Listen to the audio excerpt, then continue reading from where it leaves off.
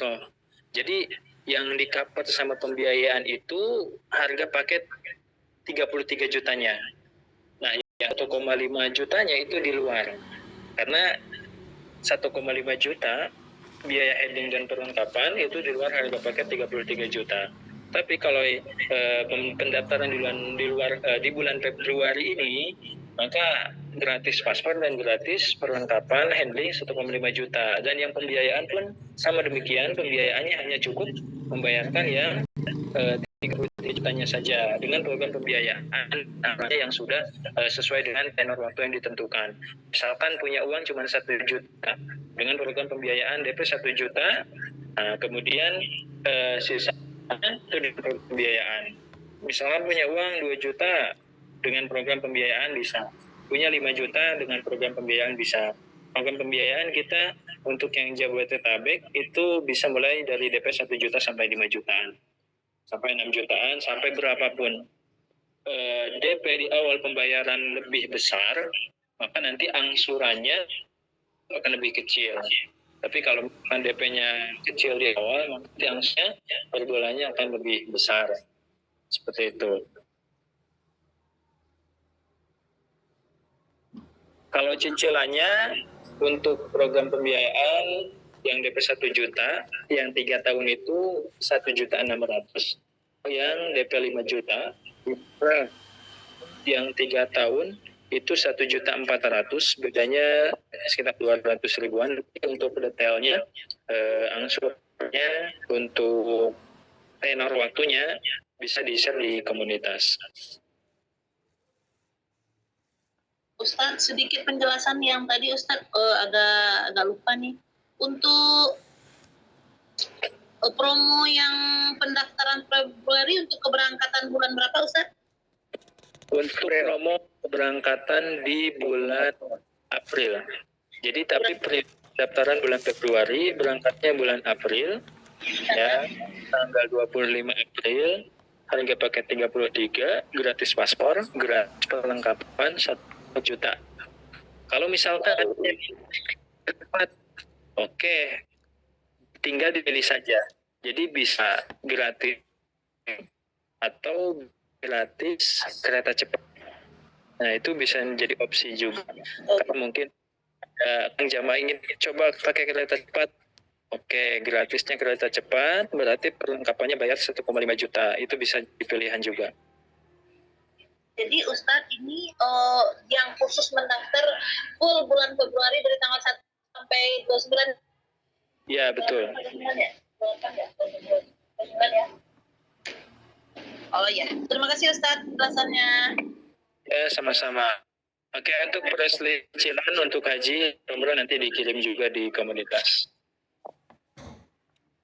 Oke, Bapak Ibu, mungkin satu lagi yang ingin bertanya langsung, boleh silakan. Ya, Assalamualaikum. Waalaikumsalam. Silakan, Pak. Ya, Pak Ustadz, itu pertama nama saya Gemma. Saat ini saya masih aktif bekerja. Saya ingin coba juga barangkali ini sebagai side income, barangkali saya juga bisa partner dengan istri saya nantinya ke depannya. Amin.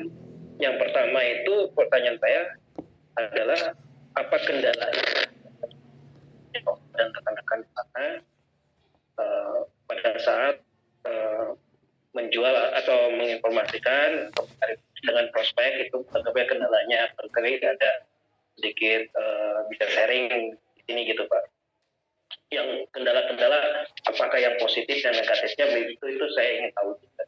Yang kedua adalah terkait dengan pembiayaan itu pasti menarik, tapi juga nanti mereka juga akan mengetahui seperti saya juga kan, apakah justifikasinya gitu kan, kalau misalkan oh ini ada pembiayaan nih, nah, terus bagaimana hukumnya, apa dalilnya gitu kan, terus apakah memang kita mengatakan oh ini sudah difatwakan oleh NU atau model ini nggak apa-apa, tapi kan apa mana ininya gitu, mana justifikasinya atau fatwanya yang mana gitu kan. Jadi kalau memang ada bentuknya dokumen atau gimana, biasanya kayak gimana gitu kalau pada saat kita menginformasikan hal seperti itu yang kita 1 juta atau 1,5 juta itu, biasanya itu seperti gimana. Terus yang kedua, yang ketiga adalah Untuk ini kan tadi ada ya trainingnya.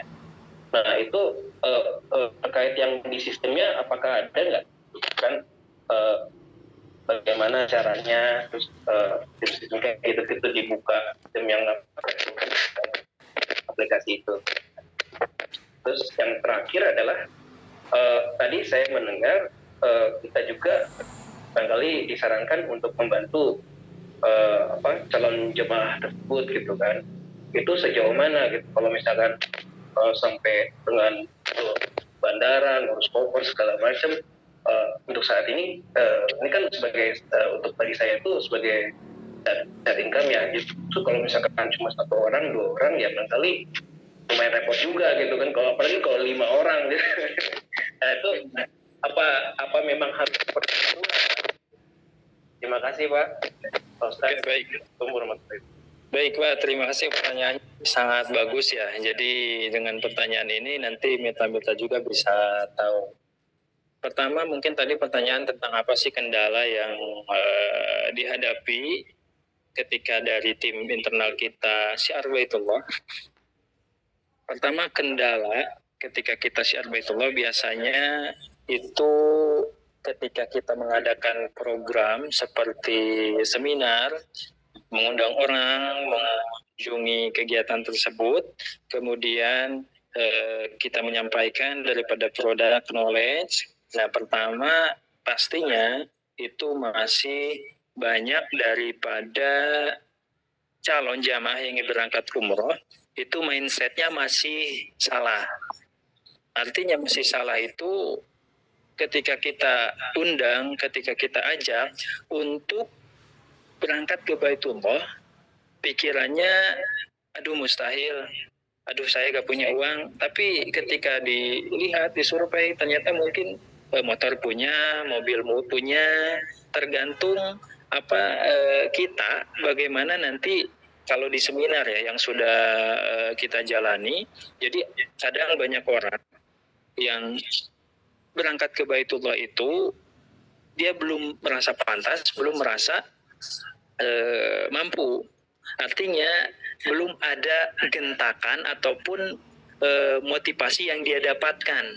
Nah, ketika seminar kita sampaikan daripada solusinya, kendalanya, kemudian kewajiban tentang umrah dan haji, artinya sih daripada kendala umum yang biasa kita dapatkan, itu banyak orang yang belum teredukasi tentang pentingnya haji dan umroh, kemudian tentang keutamaan umroh.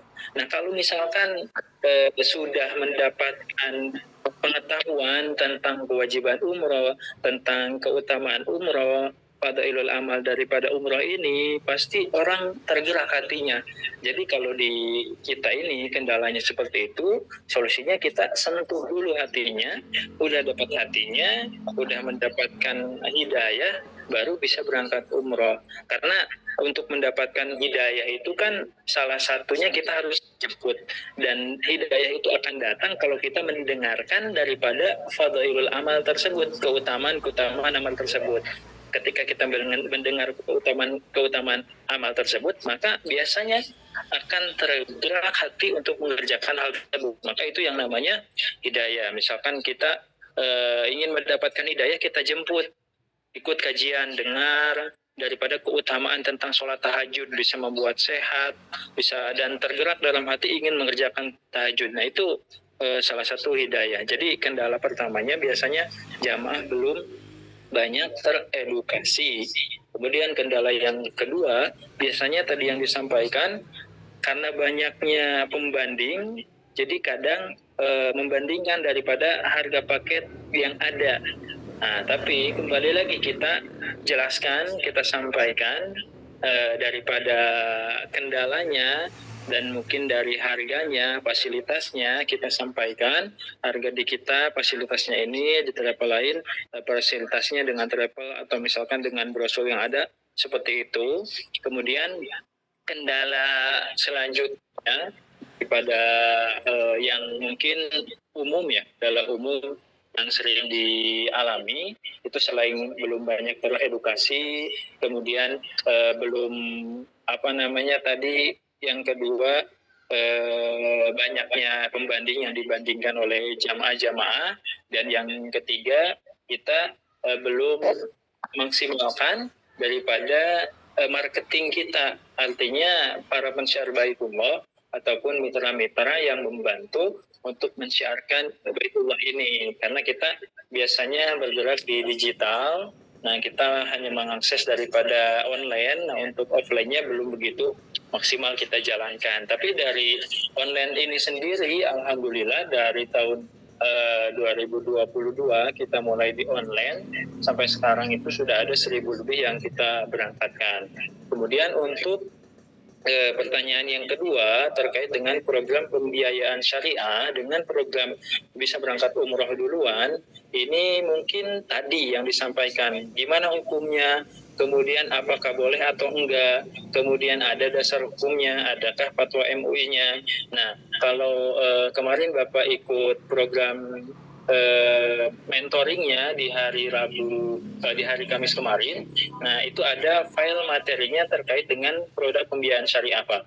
Jadi sudah jelas ada fatwa MUI-nya dan ada Dewan Syariahnya, dan salah satu syarat untuk program pembiayaan syariah ini harus dikerjakan ataupun dilakukan dengan akad-akad syariah dan di lembaga keuangan syariah. Nah, kemudian fatwa MUI-nya dan akadnya itu dengan menggunakan akad ijarah multijasa, qotwal ijarah. Nah, salah satu dari akad jual beli. Nah, jual beli kan banyak, salah satu di antara akadnya ada akad ijarah multijasa.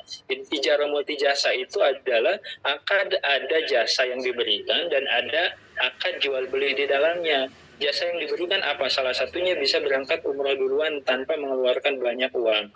Kemudian jual belinya apa? Kok bukan pinjam meminjam? Bahasanya memang bukan. Kalau ini akadnya jual beli. Tapi kita membeli produk umroh dengan dicicil. Sama halnya dengan kita membeli produk misalkan alat rumah tangga, kompor lah. Kita beli dengan sales yang biasa mungkin ada datang menawarkan ke rumah-rumah, beli dengan DP di awal 100.000, sisanya diangsur, kemudian sampai lunas ternyata harganya jadi 600, tapi kalau misalkan kita beli cash ke toko cuman 300. Nah, itu lebihnya itu bukan termasuk riba, tapi maksudnya itu ke ujroh. Ujroh ini adalah keuntungan yang didapatkan dari penjual tersebut dari tenor waktu untuk mendapatkan balik modal tersebut. Jadi pertama, untuk akadnya ada akad ijarah multijasa, dan kalau misalkan ijarah multijasa, salah satu jasa ini seperti pengacara. Nah, ini pengacara juga termasuk ke dalam jasa. Jasa ini harus dibayar dan akadnya termasuk ke dalam akad multijasa jual beli yang harus kita bayarkan. Nah, akadnya sudah jelas menggunakan akad syariah, karena semua transaksi amaliyah kita di dunia ini pertama tergantung dengan akadnya. Akadnya salah, maka rangkaian prosesnya pun salah. Contoh simpelnya mungkin terkait dengan seperti nikah dan kawin. Kalau nikah itu kan jelas ada akadnya, ada serah terimanya, dan dilaksanakannya pun nanti sudah menjadi suami istri, itu semuanya akan menjadi ibadah. Tapi kalau akadnya salah, ya akan tetap salah. Jadi pertama kita tahu dulu akadnya seperti apa, dan akadnya sudah jelas menggunakan qotwal ijarah. Sudah ada fatwa MUI-nya, itu nanti ada PDF-nya juga, bisa dilihat video-video daripada penjelasannya. Kemudian dan harus dipahami juga ini bukan pinjam-minjam uang, tapi membeli produk umroh dengan angsuran kita bayar di depan DP untuk mendapatkan produk tersebut. Nah, kan sama seperti kredit, kita cuma di awal bayar sekian tapi sudah kita dapatkan. Jadi intinya kalau untuk program pembiayaan, nanti di kesempatan selanjutnya biasa di hari Kamis ada pelatihan terkait tentang program pembiayaan, dan itu produk knowledge-nya nanti kita kirimkan ulang juga, ada daripada fatwa MUI-nya, kemudian bahkan dari salah satu imam siapa lupa lagi, ada dalam kitab fikihnya. Jadi dari landasan tersebut beliau menyimpulkan bahwasanya orang mampu itu diklasifikasikan bukan orang yang mampu punya harta langsung seharga dengan harga paket umroh. Tapi orang mampu itu ada dua jenis. Ada orang yang mampu langsung dimampukan, ada punya uang senilai dengan harga paket sehingga bisa berangkat umroh. Ada juga orang yang mampu itu dia mampu berangkat ke Baitullah tapi nggak secara cash, misalnya mampu secara angsur. Dia punya keuntungan lebih dari pendapatannya dan mampu untuk berangkat ke Baitullah tapi nggak secara langsung. Pengen berangkat duluan tapi mampu nih untuk angsur bayar, ini mampunya diangsur. Nah itu juga termasuk ke dalam klasifikasi mampu untuk berangkat umroh. Dan untuk haji umroh hukumnya mubah boleh dengan program pembiayaan syariah. Kalau misalkan ada pertanyaan yang mungkin lebih garis keras lagi, artinya ada yang bertanya, contoh misalkan gimana umrohnya kalau program pembiayaan syariah, berangkat umroh duluan, kita ngangsur setelah pulang, bahasanya mungkin punya hutang, umrohnya diterima gak? Sah gak? Nah, kita tanya kembali, kalau sah dan enggaknya, itu secara hukum, daripada akadnya, itu diperbolehkan akad pembiayaan syariah. Tapi kalau diterima dan enggaknya, kita tidak ada yang tahu. Orang yang cash juga, apakah kita tahu ibadahnya diterima? Atau misalkan yang VIP umrohnya diterima, atau misalkan yang pembiayaan umrohnya diterima, kan tidak ada yang tahu. Umroh ibadah diterima dan tidaknya itu kan yang tahu mungkin hanya Allah Subhanahu wa Ta'ala. Tapi kalau misalkan untuk menjaga-jaga, kehati-hatian ini pasti karena tentang ibadah. Tapi kadang kita kembalikan lagi ke mindsetnya, untuk beribadah ke Baitullah dengan program pembiayaan masih ragu-ragu, masih bingung. Tapi kita kredit motor, mobil, kemudian mohon maaf mungkin yang ada jelas-jelas ribanya kita kerjakan, tapi untuk ibadah kita masih mikir-mikir. Nah, landasan terpentingnya memang kita untuk ibadah, tapi pertama harus mengetahui dulu hukumnya, dan hukumnya sudah ada, diperbolehkan, fatwa MUI-nya sudah ada, kemudian daripada akad ijarah multijasa, kemudian akadnya syariah dan dilakukan di lembaga keuangan syariah, yang lembaga keuangan syariah itu ada dewan pengawas syariahnya. Nah, seperti itu. Kemudian yang ketiga, terkait dengan penggunaan sistem. Nah, penggunaan sistem nanti pasti akan ada pelatihannya dan kita jelaskan, dan nanti kalau sudah selesai tutorialnya ada penggunaan. Pertama, bagaimana cara kita bisa mendownload bentuk PDF produk paket umroh. Jadi dengan PDF tersebut yang kita download dari sistem, kita bisa langsung mengetahui detail paketnya. Bagaimana cara kita mendaftarkan ke sistem, itu ada juga. Kemudian nanti bagaimana cara kita pencairan komisi dari sistem, mengetahui jumlah komisi yang sudah dibayarkan, yang belum, total komisi yang ada dari transaksi kita, itu nanti ada pelatihannya. Pelatihannya lewat online bisa, dan ada tutorialnya. Kalau misalkan masih bingung, masih belum tahu caranya, kita bantu juga, nanti ada admin yang membantu proses tersebut. Kemudian yang keempat, sejauh mana kita membantu proses jamaah sampai bisa berangkat ke Baitullah, karena mungkin terkendala banyak kegiatan lain. Nah, ini hanya sebatas nanti membantu memfollow up lewat online. Misalkan Bapak Ibu punya jamaah, dicek di sistem, oh ini dokumennya belum, coba diingatkan lewat WhatsApp, bisa seperti itu. Kemudian pembayarannya belum, coba diingatkan lewat WhatsApp. Jadi membantunya itu hanya sebatas sampai nanti dokumen itu dilengkapi, kemudian pembayaran bisa selesai. Kalau misalkan belum lunas sebelum 1 bulan, nanti dibantu follow up juga agar komisinya bisa cepat dicairkan juga. Kalau untuk menghantar ke imigrasi, ke bandara, itu tidak ada kewajiban. Tapi kalau misalkan mau membantu, misalkan ingin menemani jamaah nih, biar jamaah cepat merasa tenang, atau misalkan cepat bisa mendapatkan pelunasan dari jamaah, kita antar ke imigrasi, itu boleh-boleh saja. Nah, kalau misalkan untuk handle itu semua tidak sampai sejauh itu, hanya sampai membantu proses jamaah dokumen lengkap, kemudian itu tidak harus juga mengantar ke bandara, tidak harus juga mengantar ke imigrasi untuk pembuatan paspor. Nah itu kurang lebih jawabannya Pak singkatnya. Nah, mohon maaf masih belum kalau misalkan masih ada kekurangan. Lanjut sedikit saya baca pertanyaan yang di kolom chat sebelum kita akhiri. Atau mungkin Pak gimana sudah sedikit ada gambaran?